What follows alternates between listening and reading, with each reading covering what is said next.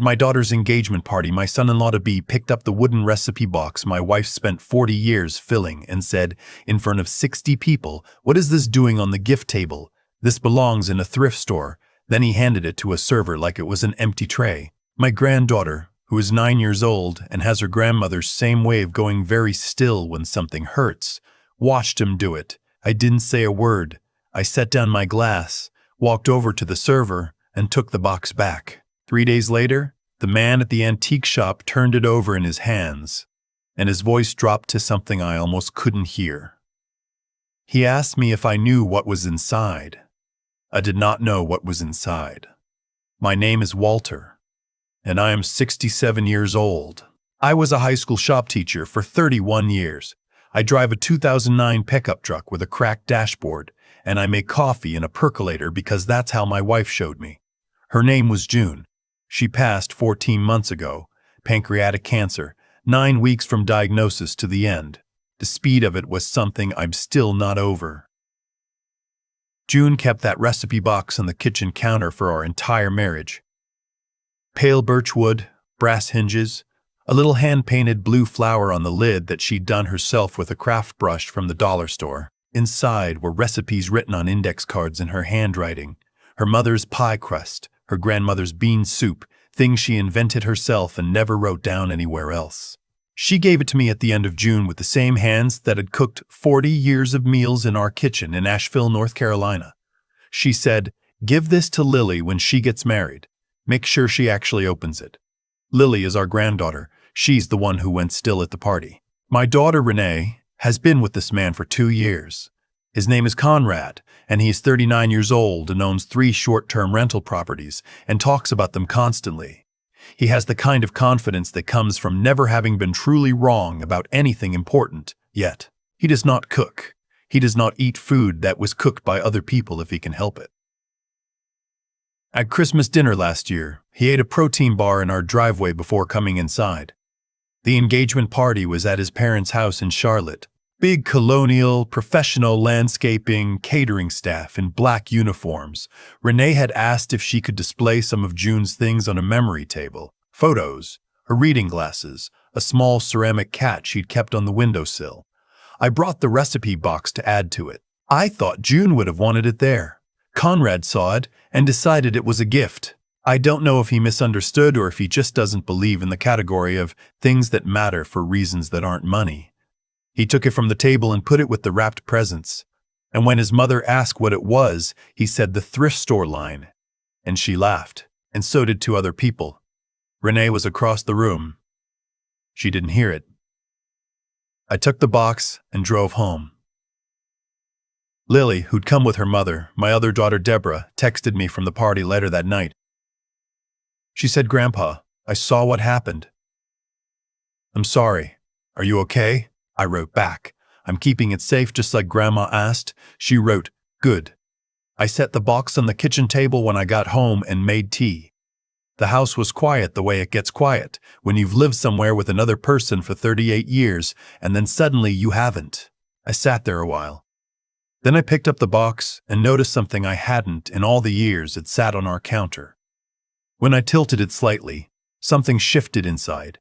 Not the cards. Something below the cards. June had been a lot of things I didn't fully understand until she was gone. She was practical in ways that looked sentimental and sentimental in ways that looked practical. She saved things. She planned things. She told me once when we were young that the difference between hoping and planning was that planning had steps. I went to bed without opening it. I didn't want to do it alone at midnight. I wanted to do it right. There's an antique shop on Lexington Avenue called Hartley's that I'd passed 100 times without going in. The man who runs it is named August, older than me, white hair, half glasses on a chain. I bought a lamp there once, and he'd spend 20 minutes telling me about the lamp's history without me asking. The kind of man who knows what things actually are. I brought the box in on a Tuesday. He looked at it the way a doctor looks at an x-ray, turned it over, tapped the bottom with one knuckle, ran his thumb along the inside corners. He said, "This is handmade." Someone who knew what they were doing. Then he pressed 2 spots on the bottom simultaneously. I couldn't have found them myself, and a panel slid out. Below the recipe cards, in a hidden compartment lined with green felt, were 2 envelopes and a folded document in a clear plastic sleeve. August set them on his workbench and stepped back. "I'll give you some privacy," he said, and went to the other side of the shop and made himself busy with a clock. The first envelope had my name on it in June's handwriting. I opened it. "Walter, if you're reading this, you did what I asked. You kept it safe long enough. The document is a deed. After we paid off the cabin in '09, I had it transferred into a family trust for Lily. I spoke to a lawyer when I found out I was sick. The cabin belongs to her when she turns 25, or sooner if the trustee, that's you, determines she needs it. I didn't tell you because I didn't want you to talk me out of the paperwork. You know how you get about paperwork. The second envelope is for Lily. Don't let anyone else read it. I love you more than I can say, and I'm sorry I had to do this quietly. You'll understand when you think about it. June." The second envelope had Lily's name on it. I sat on August's stool for a long time. Our cabin is on a lake in western North Carolina. We bought it in 2001 for $62,000 and paid it off slow, and it nearly killed our budget every year. Conrad had mentioned it twice at family dinners, once asking what it comped at on rental sites, once suggesting we'd be leaving money on the table by only using it ourselves. Renee had changed the subject both times. The current value, I found out when I got home and looked it up, was somewhere around $340,000. June had given it to Lily, in a trust, with a lawyer and documents and everything done correctly. She'd done all of that while she was sick, between appointments, without telling me, because she knew I would worry about the cost of the attorney, and she knew something else too. Something she must have seen that I hadn't let myself see yet. I called Deborah that night. She's my younger daughter, Lily's mother, and she has June's way of listening without interrupting. I told her about the box, the compartment, the deed. She was quiet for a moment, and then she said, "Mom knew Conrad was going to be a problem." I hadn't said Conrad's name. Deborah said, "He asked Renee last spring if the cabin could be part of their joint assets when they got married. Renee told me. She laughed it off like it was just him being Conrad. I didn't tell you because I didn't want to ruin anything." I sat with that. "He's been planning," I said. "I think so," she said. "I think Mom knew before any of us admitted it." The next morning, Conrad called me. I almost didn't answer. Then I thought about June saying planning has steps, and I answered. He was warm the way people are warm when they want something. Asked how I was doing. Said the party was wonderful. Hoped I wasn't offended by the mix-up with the box.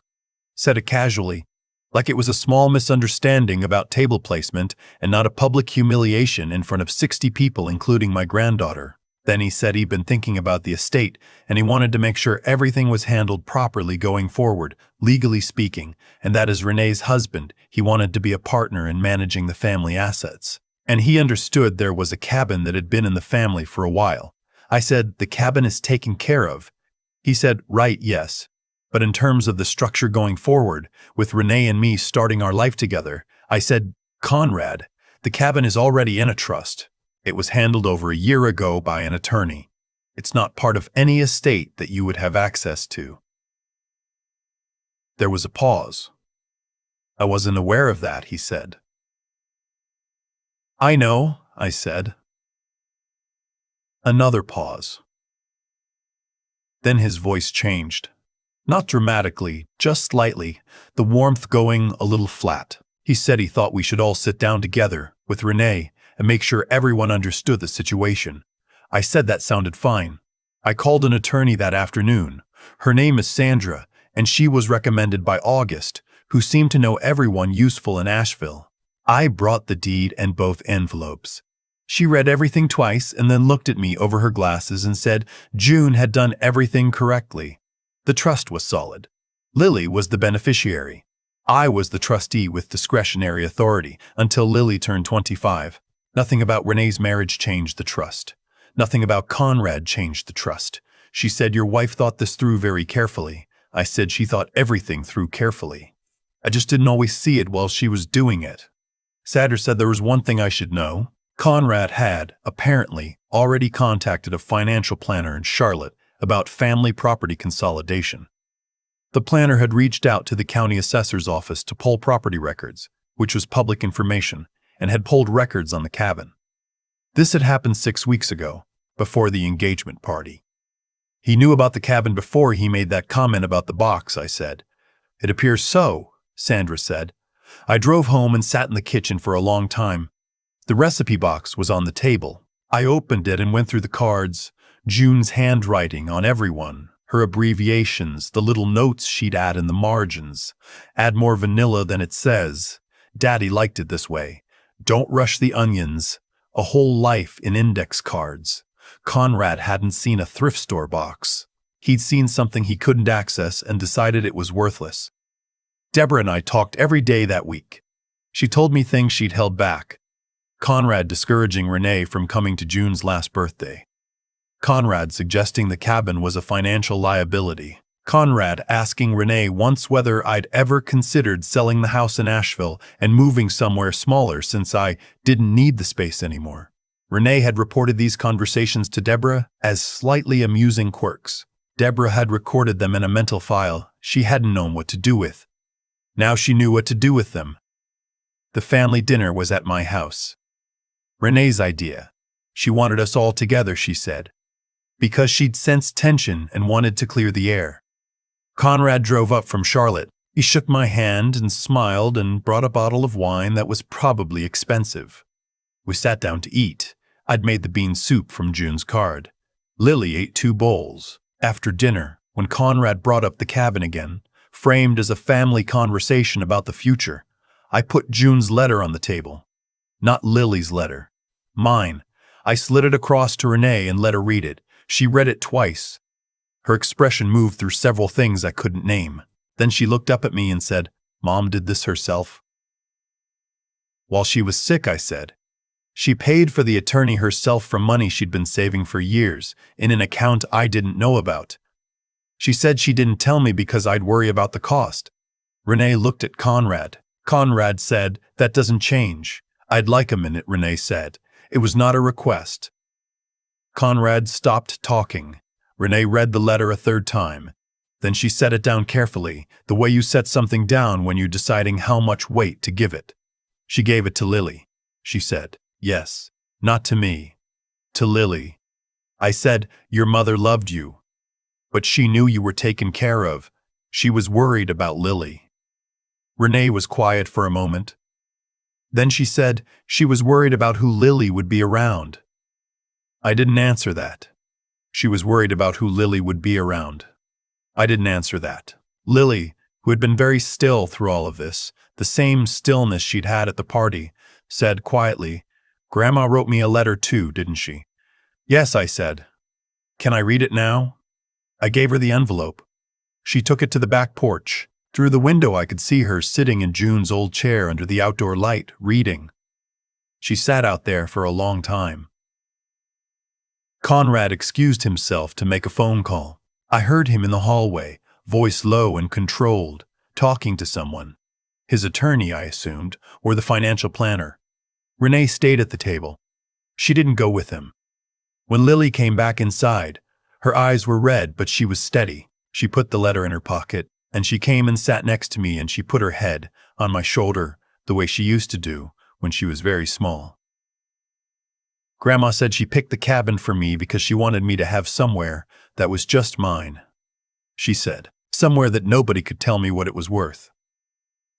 I put my arm around her. She also said to make the bean soup at least once a year so I don't forget how, Lily said. And she said to add more vanilla than the card says. I held on to her and I didn't say anything. Conrad came back from the hallway. He looked at Lily, and then at me, and then at Renee, who was still at the table. Something in the room had shifted and he could feel it. He said, Renee, I think we should head back tonight. Renee said, I'm going to stay. He said, we talked about. I'm going to stay, she said again. Calm. Final. He left. Renee and Lily and I sat in the kitchen until nearly midnight, going through the recipe cards. Renee found one she didn't know existed, a birthday cake her mother had invented for her when she was 7, written out in full with a note at the bottom. Renee asked for this every year until she was 12. I never told her I made it up. Renee cried for a while. Then she laughed. Then she ate the rest of the bean soup straight from the pot standing at the stove. The engagement ended 2 weeks later. Renee told me over the phone, matter of fact, the way she handles hard things. She said she'd been seeing something for a while and hadn't wanted to name it, and reading her mother's letter made her name it. She said Conrad had never once asked about June. Not how she died. Not what she was like. Not what Renee missed about her. Not once in 2 years. He asked about the cabin 4 times, she said. I didn't say anything. Mom always saw things earlier than the rest of us, Renee said. She was right. June had seen it from a hospital bed during the worst 9 weeks of her life, and she had quietly, without fuss, without telling anyone, done something about it. That's the thing about June. She didn't make speeches. She made plans. The recipe box is on my kitchen counter now, where it always was. Lily came up last month and we made the bean soup together. She measured the vanilla and then looked at the card and added more, like the note said. She's going to the cabin in the spring with 2 friends from school. She called it my cabin without thinking about it, the way you refer to something that is simply uncomplicated yours. I wound up going back to August's shop to thank him. He waved me off the way he does and showed me a music box he'd just gotten in. Swiss Movement, 1960s, beautiful old thing. He said someone had almost thrown it out. I said that happened more than people realized. People threw things out without knowing what they held. He said, that's why you have to be careful who you hand things to. I thought about June deciding not to hand the cabin to anyone who might see it as a line item. I thought about her seeing, clearly, from further away than I could, what kind of man was going to be at that table when it mattered. I thought about her spending her last good weeks making sure Lily would always have somewhere that was just hers, somewhere nobody could tell her what it was worth. I bought the music box. It's on the shelf now next to June's photograph. Some nights I wind it up and let it play. I don't always know what I'm doing right as a grandfather. I'm 67 and I burn things and I forget to buy milk and I go to bed too early, but I kept the box safe. I opened it with the right person at the right time. And when it mattered most, I sat at a table in my kitchen with my daughters and my granddaughter, and nobody talked about property values. We talked about birthday cake and bean soup and a woman who planned everything quietly and loved everyone loudly, and that was enough. That has always been enough.